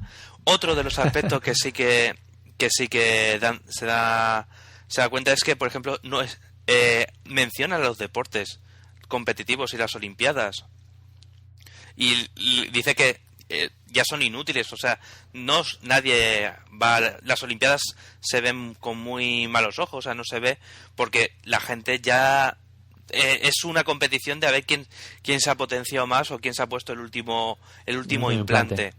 Claro. Sobre todo este tema de la tecnología, la verdad es que el tema tecnológico es otro punto muy a favor, ¿no? De estas obras de Hamilton, porque lo lleva muy bien, es todo muy creíble, ¿no? Son tecnologías futuristas hoy en día inimaginables, pero que son muy creíbles, ¿no? Te las crees. Sí. Como que pueden ser posibles. Y otro aspecto que a mí me llamó la atención cuando leía el libro son la cantidad de materiales nuevos que se inventa, ¿no? Se pone a hablarnos de plástico corrugado, de malmetal, de cemento amalgamado por enzimas. Sí, el cemento el hormigón el hormigón coral es brutal. Es que para construir una carretera, además lo describe en varios mundos, ¿no? Mandan una máquina gigantesca, una constructora de carreteras, que según va avanzando, pues por un lado se va comiendo el terreno y con los propios materiales que saca de lo que va comiendo produce cemento amalgamado por encima y lo va soltando por atrás y va haciendo la carretera, ¿no? Automáticamente. Sí. O sea, hay una serie de tecnologías que la verdad es que son brutales, ¿no? Y muy creíbles todas. Los edificios, por ejemplo, los edificios se plantan. Sí. Tienen, bueno, no se plantan en plan dejas un árbol, sino que van moldeando y en uno de los planetas que consiguieron como una planta que era muy moldeable, pero tenía la resistencia del hormigón y podían dar forma a edificios complejos más o menos grandes, tampoco pueden ser muy muy grandes, pero que te permitía hacer edificios en pocas semanas, tener tu propio edificio de hormigón y eso con plantado, un edificio casi plantado. Sí. Sí, son tecnologías alucinantes, la verdad. Pero ahí a lo que voy es a que son todas muy creíbles, ¿no? No piensas, este tío se está columpiando. Todo lo describe de una manera que te lo crees todo, ¿no? El universo que describe. Los que pasaban a su lado tenían una expresión vidriada y ausente. Síntoma claro de alguien absorto en su visión virtual. Las máquinas más grandes que trasladaron al planeta eran los constructores de carreteras. Minifábricas oruga con grandes cuchillas armónicas en la parte delantera que deshacían la tierra y la arcilla. Un reactor químico procesaba el material y lo convertía en hormigón amalgamado por enzimas, que salía por la parte posterior y formaba una superficie plana y regular.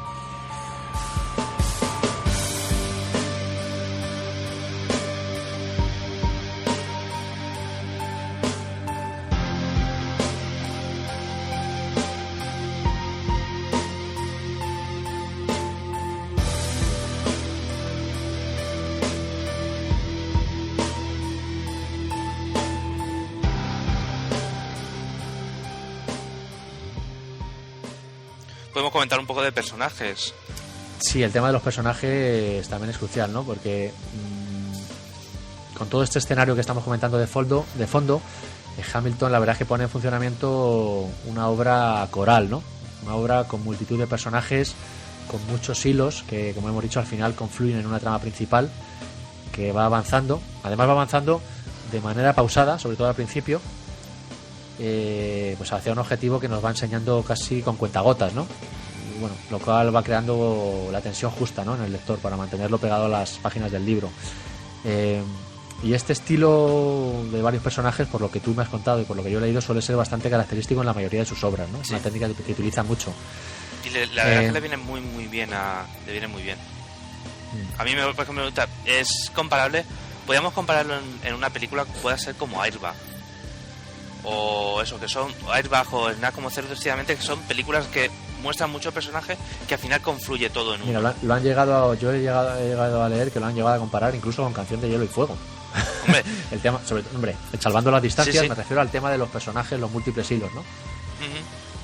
Sí, no, la verdad es que tiene el libro al principio tiene una guía de personajes, porque es que no puedes seguir, a veces dices, ¿quién es esta persona? Pero sí que podemos comentar con algún personaje, sobre todo, ¿cuál es el que más te ha gustado a ti? O que podíamos hablar sin destripar mucho.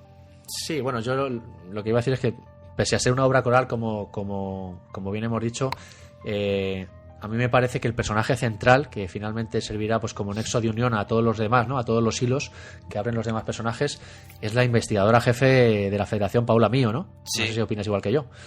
Sí, no, la verdad es que sí.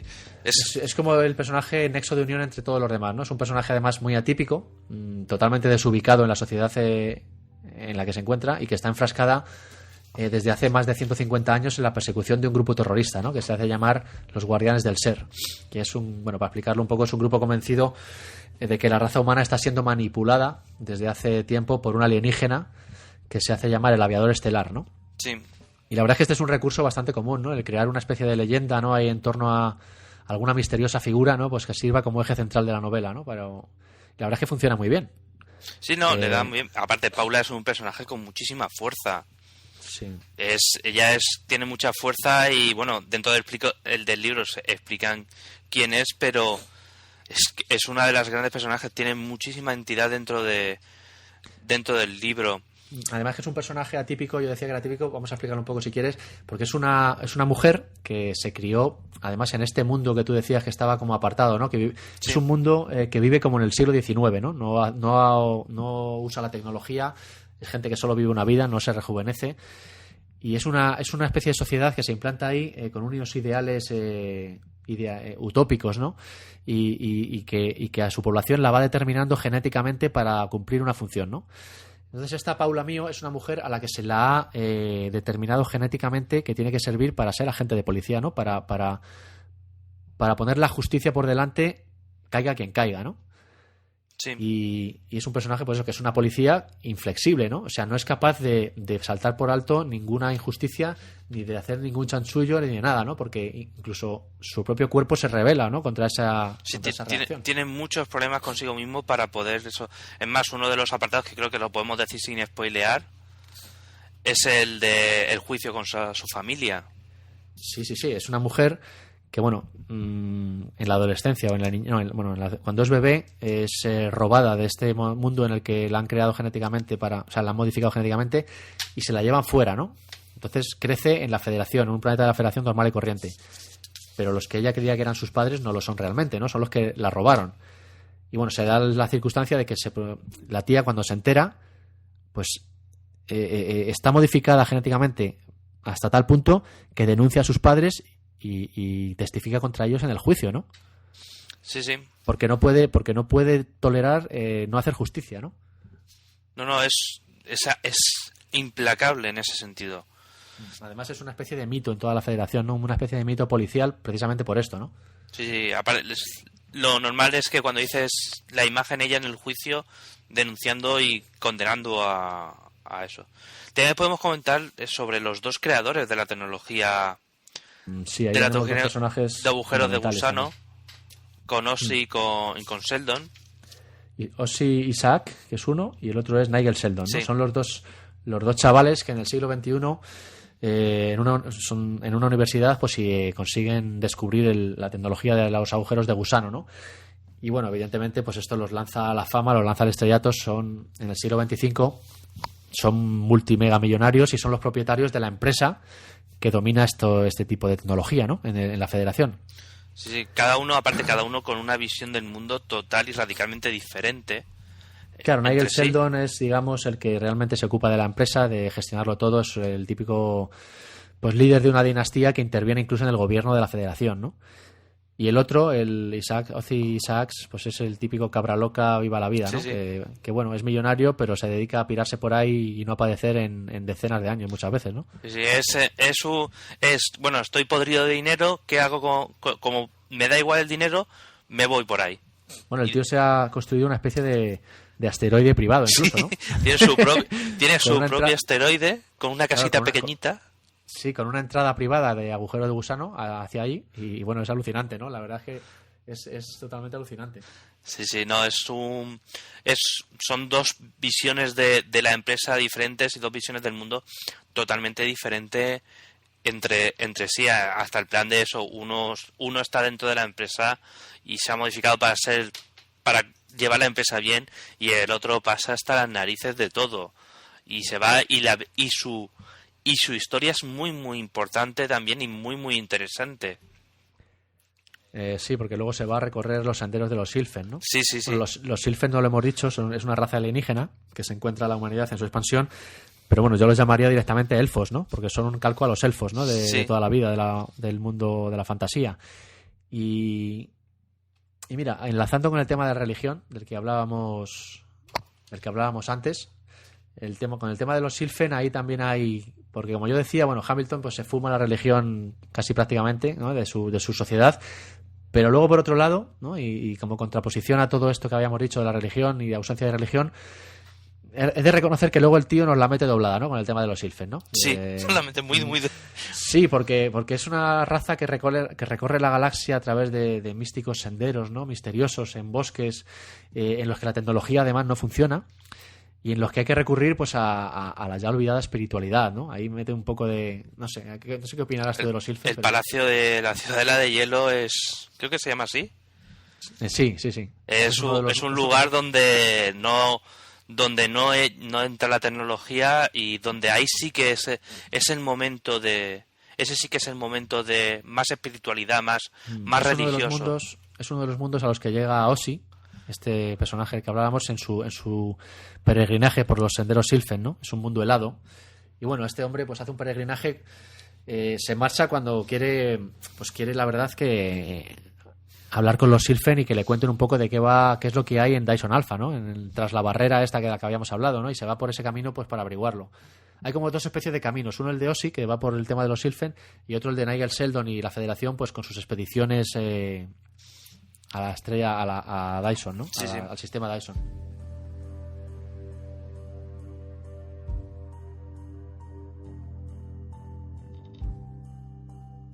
Se encontraba ante el ventanal del ático, en el piso 65 del rascacielos, contemplando Salamanca. Por algún motivo, las ciudades siempre parecían más vibrantes por la noche, y la capital de Nueva Iberia no era ninguna excepción. Era un mundo rico, entre los primeros que se habían colonizado de la fase 1, con una población que ya se acercaba a los 2.000 millones de personas.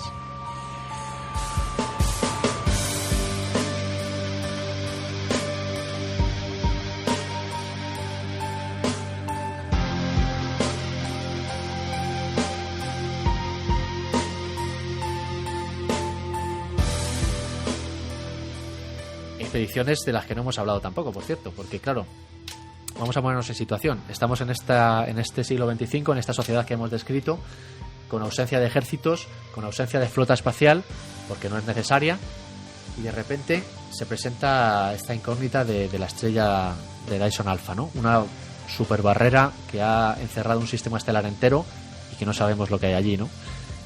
Y bueno, como es la raza humana, como la curiosidad mató al gato, como siempre, ¿no? Sí. Pues tienen que ir a investigar, ¿no?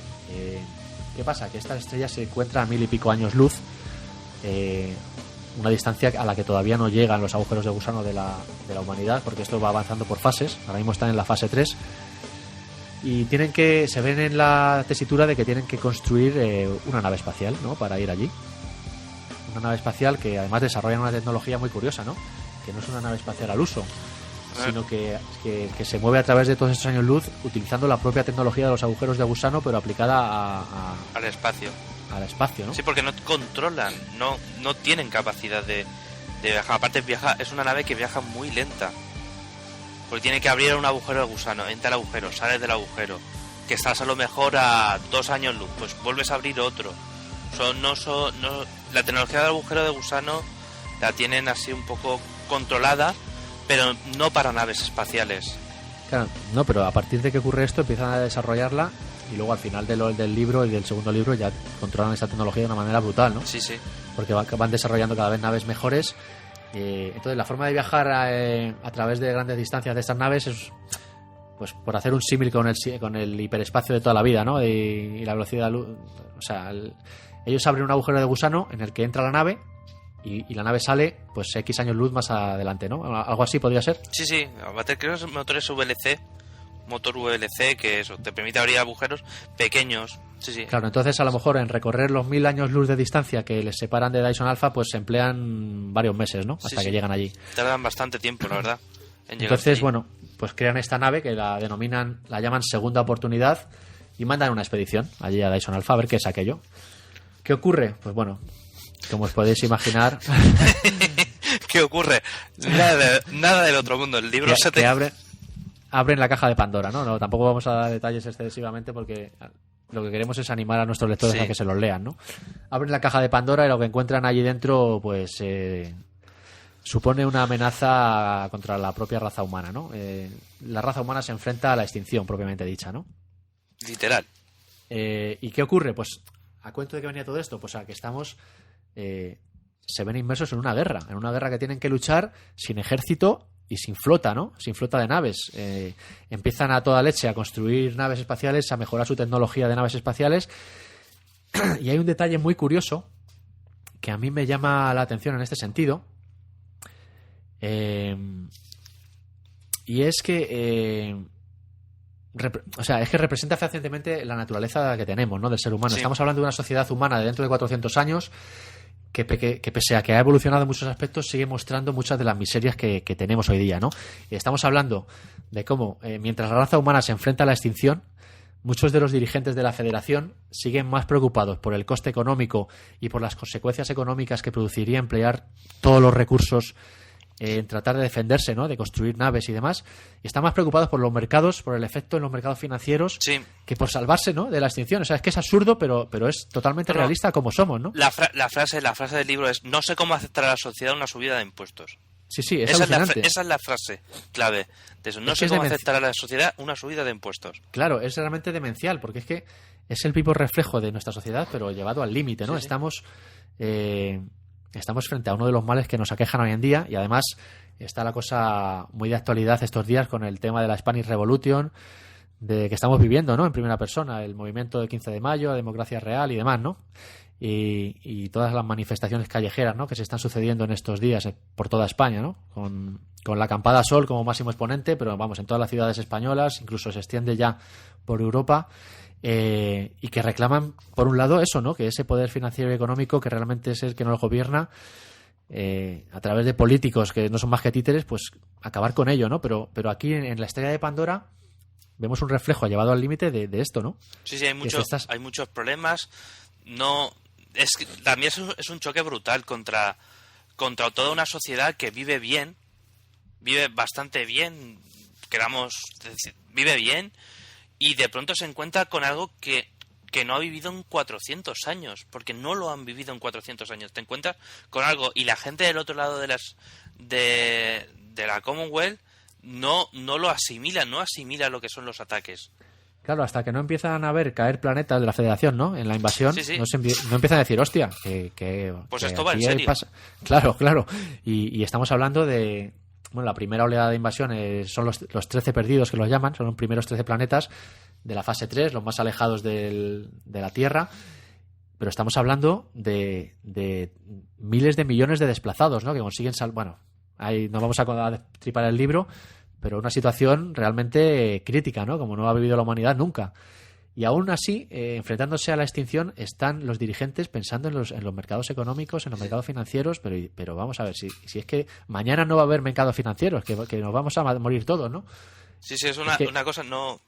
llega, al final pueden causarse, pero es que es un golpe tan brutal y que te estás indignando tú porque dices, estás viendo lo que está pasando, dices, ¿por qué? ¿Por qué no hacen nada? No, pero es que es un reflejo de la sociedad que nos rige, ¿no? Evidentemente llevada al límite, ¿no? Llevada al límite que nos permite la ciencia ficción, ¿no? Además, yo siempre lo digo, es una de las grandezas de la ciencia ficción, ¿no? Que permite llevar a situaciones extremas la naturaleza humana, ¿no? Sí, para mí personalmente te permite explorar todos esos caminos, darle a decir en qué posición te podías colocar y cómo podía reaccionar toda una sociedad. Para mí es para mí es la grandeza de la ciencia ficción. Yo que me encanta la ciencia ficción, entonces es la grandeza que tiene esto. Si te parece, ha llegado el momento de hablar de Montaña de la Luz de la Mañana. El mejor enemigo que puedas echarte a la cara. Además es que cuánto horror se esconde detrás de un nombre tan bonito, ¿verdad? Sí. Y de una civilización tan bella. Después te la ves y dices, joder, cómo mola. Claro, es que además que hay unas partes del libro que son, a mí me parecen de las más importantes también, que son narradas desde el punto de vista de esta raza alienígena, ¿no? De Montaña de la Luz de la Mañana. Y bueno, hablamos en singular porque realmente solo hay Montaña de la Luz de la... Sí. Claro, los alienígenas primos, que es como se llama esta raza, aunque son millones de individuos, en realidad es una especie de mente enjambre, ¿no? Un único ser pensante, que es Montaña de la Luz de la Mañana, que controla a todos los demás. Y bueno, realmente hay dos tipos de ellos, ¿no? Son los motiles, que vienen a ser los obreros puramente dichos, la mano de obra, y los inmotiles, ¿no? Que es una especie de desdoblamiento del propio alienígena principal para conseguir más capacidad de procesamiento, de pensamiento, ¿no? Sí. Y la verdad es que es una forma alienígena, una forma de vida que inventa Hamilton muy curiosa y muy bien contada, ¿no? Porque además... Los primos pares. Los que son como se llaman. Bueno, la verdad es que ahora mismo no esto, pero los inmotiles, que son la raza, tiene el componente de que todos son uno, pero no hay diferencia entre el uno. No es soy un poquito más, soy un poquito menos. Es una mente que distribuye su pensamiento entre todos. Y que a base de tecnología, cómo ves toda la evolución, porque el libro te cuenta toda la evolución de la raza. Sí. Es que eso es lo curioso. Y además, desde el pensamiento de él mismo, ¿no? De Montaña de la Luz de la Mañana. Y te lo cuenta desde su punto de vista, y de su forma de ver las cosas, de su forma de afrontar la vida.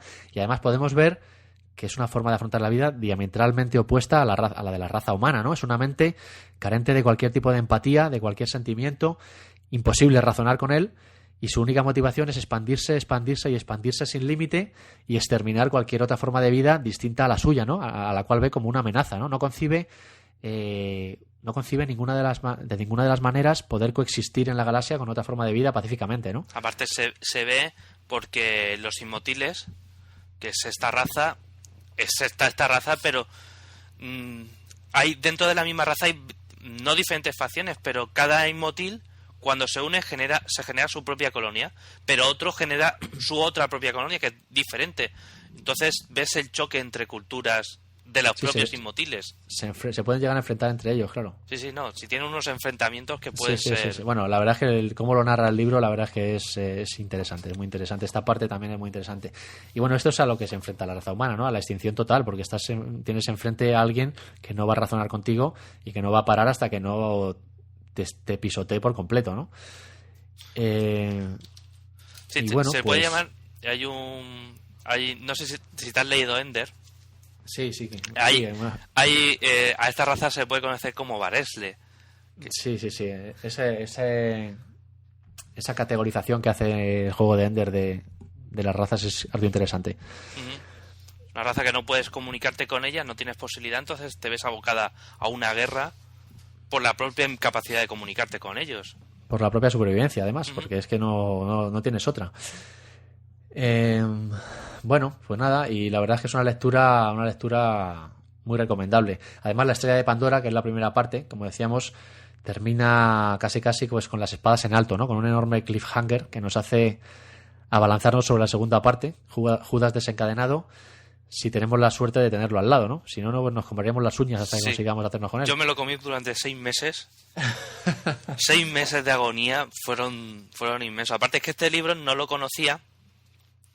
Y fue en Madrid donde lo compré, en pleno centro de Madrid, en la Casa del Libro, cuando ya vas a pagar las cosas, y es esto, miras y dices, Hamilton, y un libro que no tengo, pues tendré que comprarlo. Esto es garantía de que me va a gustar. Y la verdad es que es un libro que yo, desde que me lo compré, de que me leí el primero al segundo, pasaron 6 meses y es que no podía conmigo mismo. La verdad que sí, yo me alegro de que me lo recomendaras, de verdad que te estoy agradecido. Y bueno, ahora nosotros vamos a intentar recomendárselo a todos nuestros oyentes que se animen a hincarle el diente, porque a todo el que le guste la ciencia ficción, sin duda no tiene desperdicio. Además es una ciencia ficción que, como hemos dicho, bueno, pues metemos en el género de la space opera. Pero toda esta innovación tecnológica que despliega Hamilton en su obra, de la que ya hemos hablado, y toda la justificación que intenta darle, ¿no? Hace de estos libros, bajo mi punto de vista, una nueva forma, ¿no?, de entender el space opera, en contraposición al space opera más clásico y que únicamente está basado pues en la mera aventura espacial, ¿no? En definitiva, pues bueno, estamos ante una obra en la que Hamilton consigue con creces, a mi entender, pues una de las labores fundamentales de la ciencia ficción, ¿no?, que es la creación de un universo futuro con el detalle, la complejidad y las dimensiones de uno real, ¿no? Una obra con mucha calidad y ya resumiendo un poco, ¿no?, con varias tramas e intrigas políticas, económicas y policíacas muy bien encauzadas, con un ritmo que acelera y frena cuando la acción lo requiere. Y tramas pues que confluyen hacia un hilo principal, ¿no?, que es todo este tema de la barrera de Dyson y el enfrentamiento con la extinción, ¿no? Y todo lo que ocurre con ella y todos los planteamientos que aparecen dentro del libro, los problemas morales incluso de algunos personajes o la utilización de unos personajes a otros de manera grotesca en cuanto al uso que hace algunas personas para llevarlas al límite o para manipularlas incluso.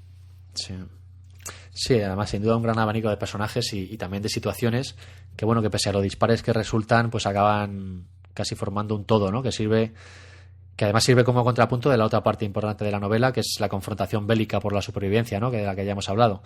Pero que ni mucho menos, a mi entender, es lo más relevante de la obra, ¿no? Esta confrontación bélica, sino todo lo demás, ¿no? La sociedad que nos describe, el universo realista que nos cuenta, bueno, una serie de cosas, ¿no?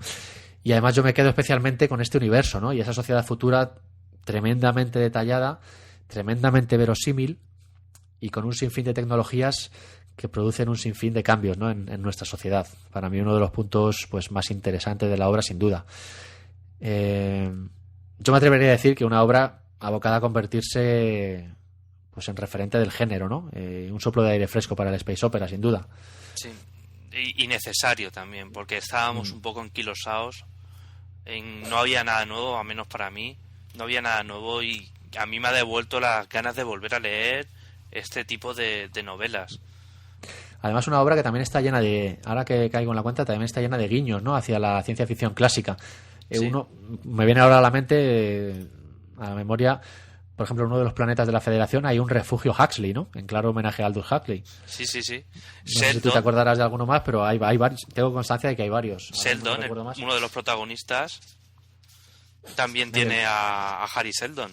Sí, Nigel Sheldon, efectivamente. Pues bueno, pues como esos hay un gran elenco de guiños hacia otras obras y autores clásicos de la ciencia ficción que también, pues bueno, son de agradecer, ¿no? Para los que nos gusta toda esta temática. También decir que a aquellos que les guste estos libros, la continuación más allá de estos libros, que se basa en el mismo universo, Factoría de Ideas lo va a sacar en breve. Lo va a sacar, creo que es en junio de este año, de 2011, lo van a sacar, que se llama El vacío de los sueños. Pues estaremos pendientes, porque vamos, si es tan buena como estas dos, como estos dos libros, vamos, sin duda merecerá la pena. Y además, ambientadas en este universo tan rico y tan creíble del que hemos hablado, pues sin duda habrá que hincarle el diente, a ver qué tal. A ver si Hamilton poco a poco pues va teniendo un poquito más de presencia en el mercado castellano parlante, ¿no? Sí, sobre todo es un hombre que traducirlo debe de ser un horror, porque es muy grande, no es una inversión, ninguna editorial, a no ser que esté muy segura de que sus libros van a vender, va a realizar la inversión tan grande de traducir 700, 800 páginas. Pero bueno, yo sobre todo me quedo con que cuanta más gente lo conozca, más posibilidad tendremos de disfrutar su obra en español, y a lo mejor la saga de Nightfall acaba siendo traducida al español y podemos disfrutar de ella. Hombre, yo creo que La estrella de Pandora y su continuación han sido una especie de de avanzadilla, ¿no? Y si tiene éxito, pues yo imagino que se animarán a traducir más de sus obras. Veremos a ver. Sí, por ahora, en la continuación de esto, que es la trilogía del vacío, va a continuar, va a ser traducida en los tres libros por Factoría de Ideas, y posiblemente después continúen traduciendo los libros anteriores, porque la verdad es que es un gustazo, este hombre es un gustazo como escribe, y sobre todo que te presenta, ha actualizado el género de la ciencia ficción a lo de ahora. No, además que es un hombre con una imaginación desbordante, ¿no? El universo que imagina la verdad es que es muy rico y como decimos, sabe contarlo muy bien, ¿no? ¿Te lo crees? Sí, la verdad es que te lo crees. Aquí no hay fantasía, aunque de vez en cuando sí que entra. Bueno, mete ahí un poquito con el tema de los Sylphen y demás, como decía, que nos la mete doblada, como decía antes, pero sí, bueno, se puede... La verdad es que sí, pero bueno, tiene su esto. Es un libro recomendable, y yo creo, y si os gusta, si queréis manteneros entretenidos durante 2 meses, 3 meses, que es lo que puede tardar la lectura de este libro, hacedlo caso, porque espero que no os defraude. Bueno, ya sabéis, Judas desencadenado no. La estrella de Pandora, la primera parte, y su continuación, Judas desencadenado.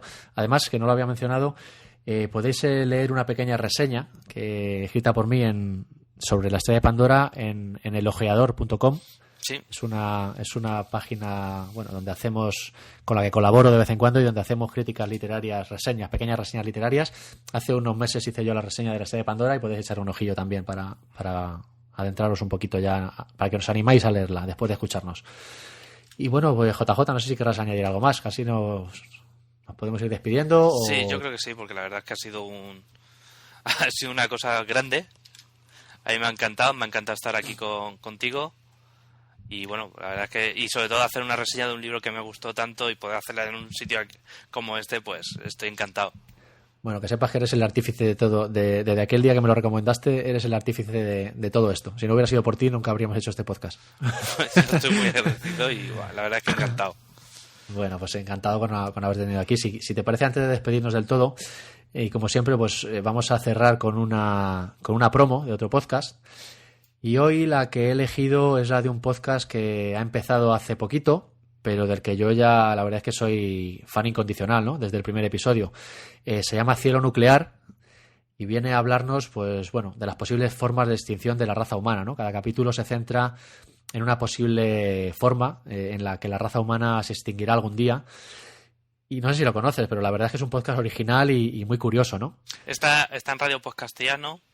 Y la verdad es que tengo ganas de ponerme a escucharlo. Ya lo he escuchado varias buenas reseñas del así que voy a poner mi iTunes a descargar. Bueno, pues nada, vamos a poner la promo. Dadle una oportunidad porque seguramente os gustará. Así que nada, ahí va la promo. La Tierra, ese planeta azul, en el que vives, en el que te relacionas. ¿Crees que te pertenece? Puedes pasar de esto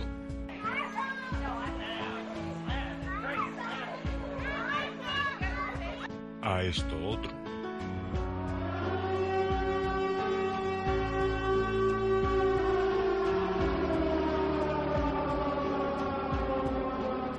En lo que cae un meteorito, se desata una guerra mundial, viene una pandemia, infertilidad entre las mujeres, ataque ciberterrorista. Porque la Tierra no te pertenece. http://www.cielo-nuclear.blogspot.com.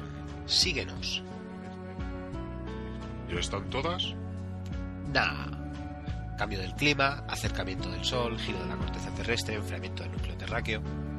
Cielo Nuclear.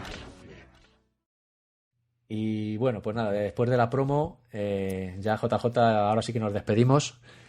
Y lo dicho, un placer. Muchas gracias por haber compartido este ratito conmigo de charla. Igualmente, yo me lo he pasado muy bien y posiblemente a partir de esto yo haga también alguna cosita, de que la verdad es que me encanta la lectura, me encanta leer libros y comentarlos también me gusta. Así que a lo mejor de aquí sale un spin-off. Pues nada, estaremos pendientes, seguro que será interesante. Y bueno, pues nada, ha llegado el triste momento de la despedida. Espero que solo sea hasta el próximo episodio y como siempre, pues nada, os recuerdo las formas de contacto. El blog con www.labibliotecadetrantor.com, nuestro email, ya sabéis, labibliotecadetrantor@gmail.com. Tenéis el grupo de Facebook, en el que además ya somos más de 160 amigos. Muchas gracias a todos los que le habéis dado ahí al me gusta y habéis pasado a formar parte, ¿no?, de nuestra pequeña comunidad en esta red social. Y bueno, los que todavía no lo habéis hecho, pues nada, ¿a qué estáis esperando, insensatos?, ¿no? Como diría Gandalf. Y bueno, pues también estamos en Twitter, ya sabéis, mi usuario personal @Maugan, sustituyendo la primera A por un 4, M4UGAN, el del podcast @Betrantor, y a JJ lo tenemos como Funfrog. Sí, Funfrog. Ahí en Twitter, así como suena, Funfrog, acabado en K. Acabado en CK. Y bueno, pues nada, para suscribirse al podcast cómodamente ya sabéis que estamos en iTunes y también en ese gran portal de audios en castellano que es iVoox. Y como dicen por ahí, en horario surprise en Radio Podcastellano. Efectivamente, Radio Podcastellano, que emite podcast las 24 horas, también tenemos presencia, gracias a JJ. Pues nada, lo dicho, un placer, muchas gracias por venir y estamos en contacto. Hasta luego. Sin más, pues nada, despedirnos y nos oímos en el próximo episodio. Un saludo a todos.